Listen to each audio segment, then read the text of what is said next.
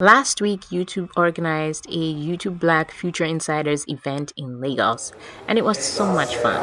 After not people talking about what was really happening and telling the world what was happening because traditional media was being funny, so stuff like that. I love it. Make some noise. Thank you. Please, what was the word? I'm sure you are. I'm praying for you. Please. They're processing. Okay. Self-awareness. And what was the second piece? Sorry. There we go. Now the middle's trying to come through. Yeah, we got a competition coming now. Okay, I like it. Listen, what he said is just it's spot on. And it actually brings me to the next kind of like direction that I want the conversation to go. And that is, I want to talk about content. You mentioned the Black Voices Fund, and we were like blessed with the opportunity to give you this support, these resources. These resources were financial, but they were also human, right? People think that YouTube is someplace with warehouses and processors and computers somewhere, and that is the entirety of the thing. No, YouTube is made of people. And I would like for you to talk for a second about the opportunity that exists right now by virtue of being here, of having YouTube professionals like myself, like Mia Baka, who's about to speak in a second, having access and opportunity. CCME. And so for a long time we were doing this on our own, Dimaume. And some of them even came from the abroad. So CCME and Dima started outside of the country, and I started from here. So I felt disadvantaged, especially when you're trying to resolve some things technically and you can't get help or you can't find, like, at the time, YouTube hadn't developed, the support system as it is right now. And so I had those feelings. We need everyone to rise. And so instantly we were able to create community and help each other up. Like literally I would call up like friends, colleagues, guys who I met and it was smaller then, it wasn't this much, but we would literally call each other up, yo, I'm having this, what do you think? Oh, okay, I think you should do this and do this. And where we needed to escalate, we would literally wait for the next event and then ask somebody and then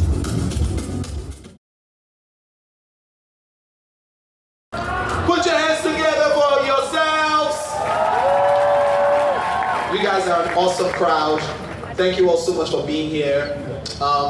So, like I said, the YouTube Black Future Insiders Lagos 2024 is about you guys making sure that, they can begin to groom the next big stars of YouTube. Who's the next big star of YouTube? Oh yes, I like it. So basically just a couple of more house rules in addition to what Adam said. So the exits of this hall are here. We'll encourage you to please use any of these exits, and there are also entrances. And the restroom is basically that way.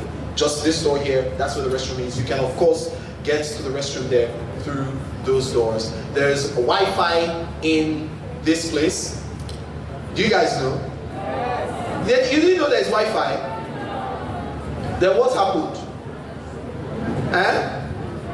You don't have smartphone. You don't have the password. The password is YouTube Black. YTB, all caps. YTB, so Y in the YouTube, T in the YouTube, and B in the YouTube, all caps, okay? Well, those three letters are caps, so every other thing, lower caps. But YouTube Black is the password. I mean, it's Google, don't worry, the internet.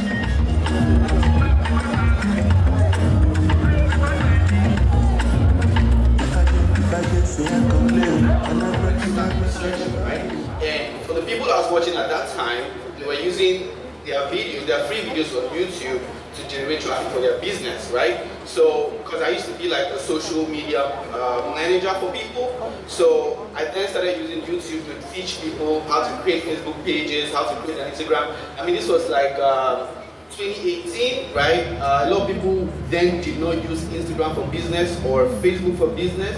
So I started making these videos to teach people, and then I started having businesses reach out to me because of my YouTube video. They'll reach out to me to say, we see what you're doing, we'd like you to come manage our Facebook page or create an Instagram account for us. So that was sort of like the genesis to how I started. And of course, over the years, my niche has grown. I have tested a lot of things, and I'm just going to give you one of the things that I do now with is travel. And how it started for me was I took a trip with some of my friends to a place called La Campana. I know most of you know that place.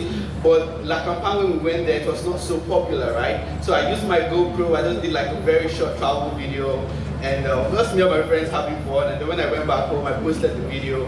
I got, reasonable feedback. People were like, oh, work on this, work on this. But I was excited, like people did acknowledge what I did. And I was like, okay, so now I'm going to go somewhere else. Now I'm going to go somewhere else. And that's how we kept testing.